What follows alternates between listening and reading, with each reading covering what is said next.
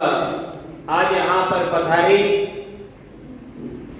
और हमारे समाज को किस तरीके से आगे बढ़ाया जाए, हमारे समाज के सामने क्या संकट है, उनके लिए आपको जिम्मेदारी दी गई है।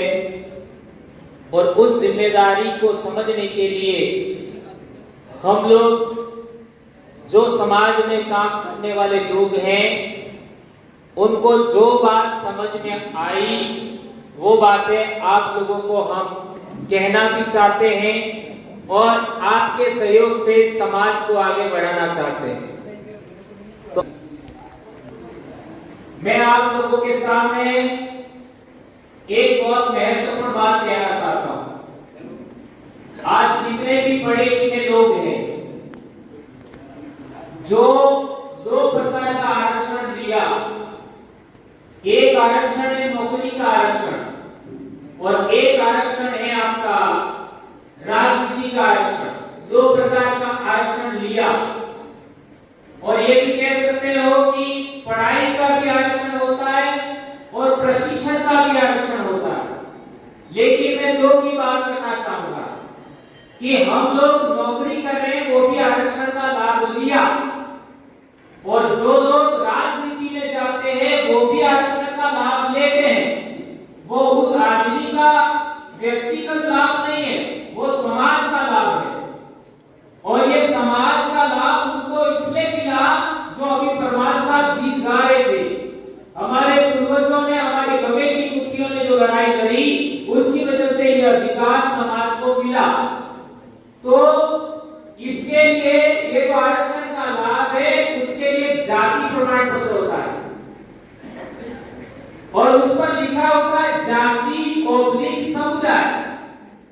तो हम जाति व्यवस्था में नहीं आते, हम समुदाय की व्यवस्था में आते हैं। तो उसको आप संविधान में देखोगे तो अनुसूचित जनजाति के लिए ट्राइब लिखा हुआ है। ये बहुत गंभीर बात समझना, अनुसूचित जनजाति के लिए ट्राइब लिखा हुआ है और ट्राइब का हिंदी अर्थ तो गण होता है, जनजाति नहीं होता। ट्राइब का अर्थ हिंदी में गण होता है और गण से ही गणपति बनता है, गण से ही गण प्रमुख बनता है और गण से ही गणपति बनता है। ये बात ध्यान रखनी है। गणपति का मतलब वो उस जमाने में हमारे पूर्वज राजा हुआ करते थे, उनको गणपति कहते थे। और आज गणपति क्या हो गया, आप सब समझते हो। तो जो गणपति था यानी गणों का अधिपति, गणों का राजा, गण का मतलब ट्राइब, तो ट्राइब यानी आदिवासियों की जो व्यवस्था है उनका अधिपति, उसको गणपति कहते थे। और यही शब्द गण प्रमुख से होते हुए आपका गवेती आज हमारे तक आया। और आप लोगों ने देखा होगा इसमें गवेती कितना महत्वपूर्ण है, ये बात आपको मैंने समझाई। और इसमें एक और इम्पोर्टेंट बात है, 1818 में हमारा डूंगरपुर और ये उदयपुर, ये जो रजवाड़े हैं, उन्होंने अंग्रेजों से समझौता किया। तो अंग्रेजों से समझौता किया तो यहाँ के जो गवेती थे, यहाँ के गणपति थे, यहाँ के गण प्रमुख थे, उनकी राय नहीं। किसने राय ली? रजवाड़ों वालों ने। तो 1824 में कितना साल, 1818 के बाद 1819, 20, 21, 22, 23 और 24, छठे साल में आंदोलन हुआ पाल देवरवाड़ा के नेतृत्व में, छठे साल। और उसका समझौता हुआ 7 से 8 कलम का, उसमें गवेतियों का भी नाम है। ये इतिहास हम लोगों को जानना चाहिए। और इससे आगे बढ़ते उदयपुर में 1881 का आंदोलन हुआ, वो गवेतियों के नेतृत्व में हुआ, हमारी पालों के गवेतियों के नेतृत्व में आंदोलन हुआ। और ये आंदोलन नहीं होते तो हम लोग आज की तारीख में जितना हमको अधिकार मिला हुआ है, चाहे वो नौकरी का अधिकार हो,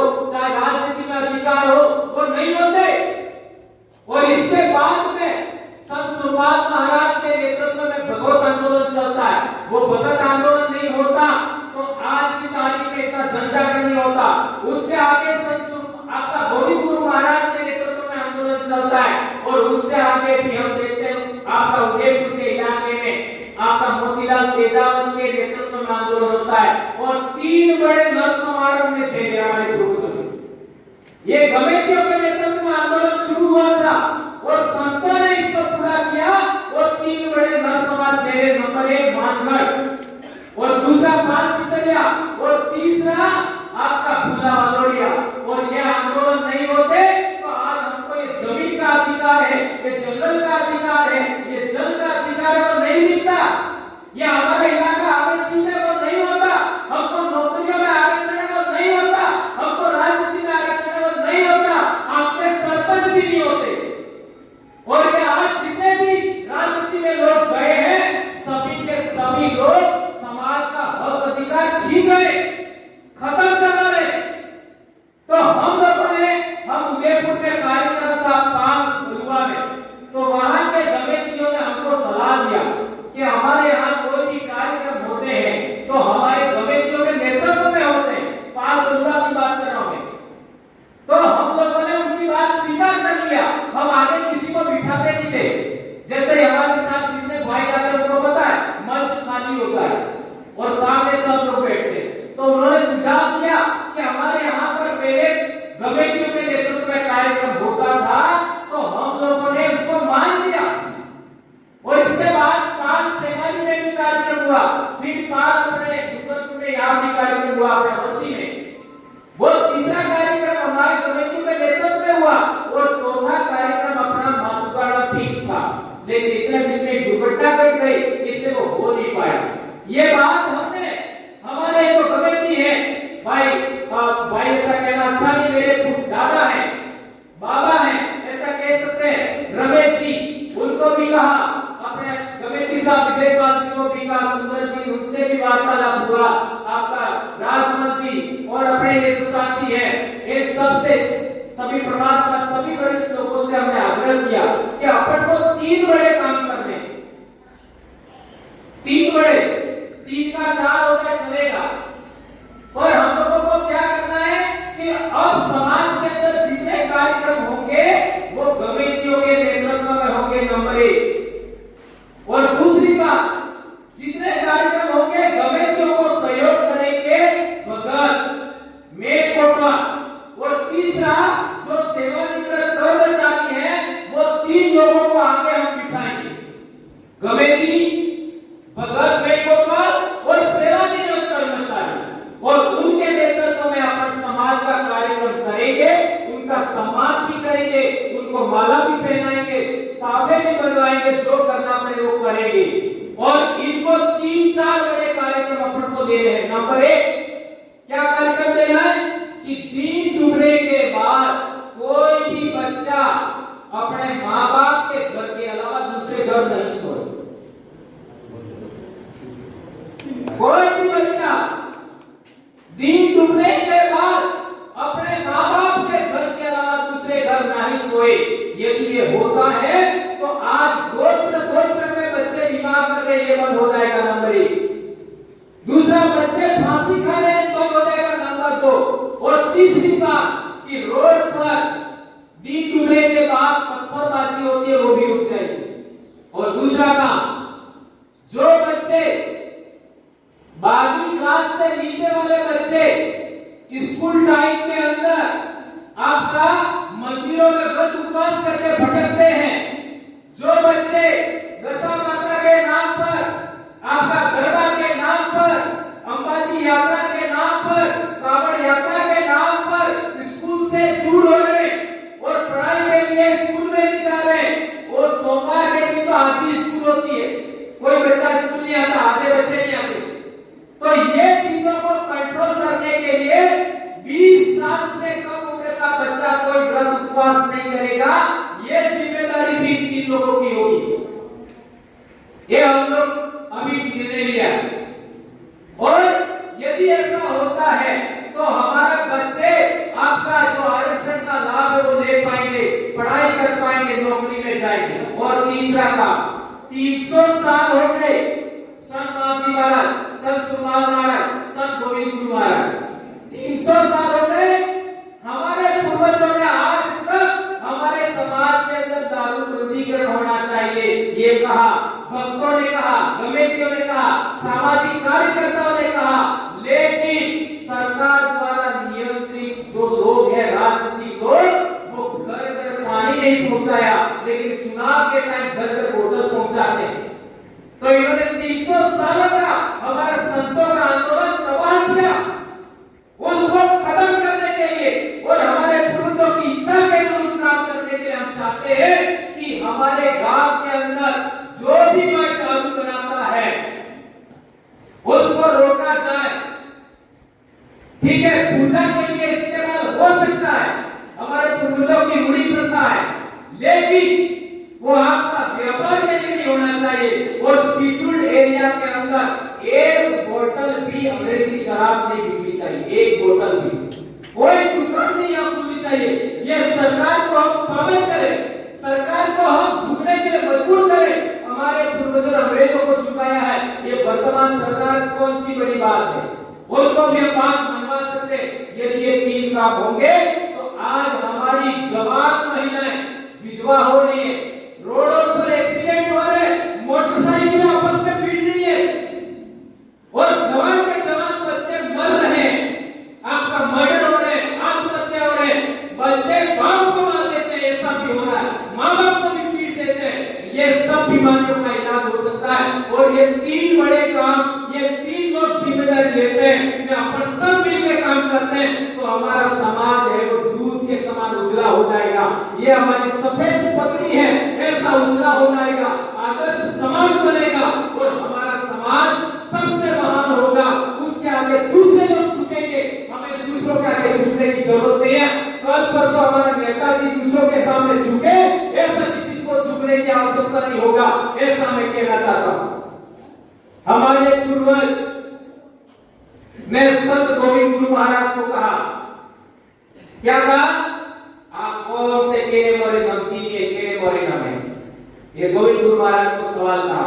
तो संत गोविंद गुरु महाराज ने कहा, तमने केने मोरे नमोनिए, तमने आ दीवा परिस नमवा दीवो है सोपा, और कोई नहीं। आज हम कहां हैं सोचिए, ये बात आपको कहना चाहता हूं। और गणतंत्र की व्यवस्था क्या थी, 1-2 लाइनों में आपको समझाना चाहता हूं। आज आप देख लीजिए, गांव में मृत्यु कोद हो या आपका विवाह हो, खाना देते हैं तो आप गड़ो है, आज सोरो है, एक करी खवा वाले बराबर देते है। अपने गांव में लिमिट था तो भगदेन करी ये भाग ना के ना उसका भी निकलता ने पैसा जाना पड़े, भले किसो खाई जाए। ये बराबर की बात आपने बढ़ाओ भी था कि भी क्यों था, सभी आदमियों की राय लेना और अधिकतम सहमति से काम करना, यही गणतंत्र व्यवस्था है। और राज की व्यवस्था में, लोकतंत्र में 30% लोग राज करते हैं और 70% विपक्ष में बैठते हैं। ये लोकतंत्र और गणतंत्र में अंतर है। आदिवासियों की पालों की व्यवस्था गणतंत्र की व्यवस्था है। ये जो व्यवस्था पुनर्स्थापित करेंगे तो हमारा समाज बचेगा, ये बात हमें समझना पड़ेगा। और इसके लिए आप लोग जितने समिति मुखी हैं, आपके नेतृत्व में हम चलेंगे, नौकरी कर्मचारी लोग, समाज के लोग और जो भगत हैं उनके नेतृत्व में चलेंगे, सेवानिवृत्त कर्मचारी के नेतृत्व में चलेंगे। हम लोग आपको आगे रख करके काम करेंगे, आपको नेतृत्व करना है, ये हम कहना चाहते हैं। हम आपके आगे कभी आगे नहीं होंगे, लेकिन आप लोगों को इस पगड़ी का, ये पगड़ी हमारे पूर्वजों की है, ये कमेटी की व्यवस्था हमारी नहीं है, हमने नहीं बनाई, इस पीढ़ी ने नहीं बनाई। ये हजारों लाखों साल से जब इस देश में आपका अंग्रेज नहीं आया था, इस देश में मुगल नहीं आया था, इस देश में तुर्क नहीं आया था, इस देश में आपका अरब लोग नहीं आए थे, इस देश में आपका शक कुषाण हुण लोग नहीं आए थे, इस देश में आर्य लोग नहीं आए थे। उस जमाने से चली आ रही है, सिंधु घाटी सभ्यता के जमाने से आज का गणतंत्र व्यवस्था कायम है। आप कमेटी हो, आपके ऊपर ये समझ पकड़ी है, ये आदि अनादि काल से भी लोग की व्यवस्था है, उसको कायम करने के लिए, इस पगड़ी की लाज रखने के लिए आप लोग काम करेंगे, ऐसी मैं अपेक्षा करता हूं, आशा करता हूं। और आपको मेरी बात एक भी गलत लगी हो तो अपन चर्चा करेंगे। और एक अंतिम बात अभी हमारी चर्चा हो रही थी और हमारे वरिष्ठ लोगों ने एक राय दिया और मैं सम्मान करता हूं शोभालाल जी, हमारे बबूरा जी और अभी डामोर साहब और ये बैठे हुए थे, इन्होंने एक राय दिया कि हमको महीने में एक बार हमारी आपसी जो डिस्प्यूट है, हमारे बीच में असहमति है, उसके लिए हमको बैठना चाहिए। ऐसा उन्होंने राय दिया है। तो क्या आप लोग इस राय से सहमत हैं? तो ये बहुत अच्छी बात हुआ। ये मेरे को कहा कि ऐसा करना चाहिए, तो आज हम लोग ऐसा राय पर सहमत हैं और हम कोशिश करें आप लोग जो इस कार्यक्रम को ऑर्गेनाइज करने वाले हैं, परमार साहब, कमेटी साहब, अब ये जितने भी साथी हैं, मैं सबको कहूंगा आप लोगों ने, मैं नाम ले रहा हूं, जितनी संस्था कभी भी नाम नहीं लेता हूं, मैं डायरेक्ट बोलता हूं, तो आप लोगों से आग्रह है कि हम महीने में एक बार हमारे अंदर भी असहमति है उस पर चर्चा के लिए बैठें। कहां बैठें ये आगे तय करेंगे, और हमें पालों की व्यवस्था पुनर्जीवित करना है। इतनी एक बात मैं आप लोगों से आग्रह करता हूं, यदि गायब हो गया तो हमारा समाज बचेगा। अब यूसीसी आ रहा है, कॉमन सिविल कोड, है ना, आपका समान आचार संहिता, और ये आने के बाद हमारे समाज के सब अधिकार खत्म हो जाएंगे, सारी व्यवस्था तबाह हो जाएगी। तो हम जाते जाते नौकरे पानी आड़ी क्यों है, नौकरे यूसीसी के नाम पर पानी आड़ी क्यों है, ये वही आज डूंगरपुर की धरती पानक पासेड़ी व्यवस्था ने कायम करवा बदले तैयार थाएगा। तो आपने हेर कर समाधि माते लोग अगरबत्ती जरूर पालेगा, ये कहवा चाहूं, पर वो सब नहीं। और आप लोगों को मैंने एक छोटी सी बात बताई थी कि यहाँ पर जूते पहन के नहीं आना, तो पाल लेवड़ा में काटने में गए थे, तो वहां हमने बुजुर्गों को देखा कि जूते साइड में निकाले और जाजम को 3 बार ऐसे जाजम पर बैठे हुए लोगों को 3 बार नमन किया। तारे माते को मिली जैन महाराज के जी, इसी वजह से कहा। तो आप लोगों से आग्रह है, समाज की जाजम पर हमें हर भी जूता पहन के नहीं चलना चाहिए। ये मेरी सलाह है आप लोगों को, और आप भी इससे आग्रह समझते हैं, पर लेकिन हमारे से छोटी सी गलती हो गई, आप लोग बुरा नहीं मानिएगा। और आपके बीच में इतनी बात रखी, आप लोग सभी मेरे पिता तुल्य, मेरे दादा समान है। अब हमारा दादा तो है कि बाप जरूर है, तो आप मेरे दादा हैं ऐसा मान करके इस बात को आप समझेंगे, और हम कोशिश करें कि हम महीने में एक बैठक जरूर रखें। ये मेरा आपसे आग्रह है।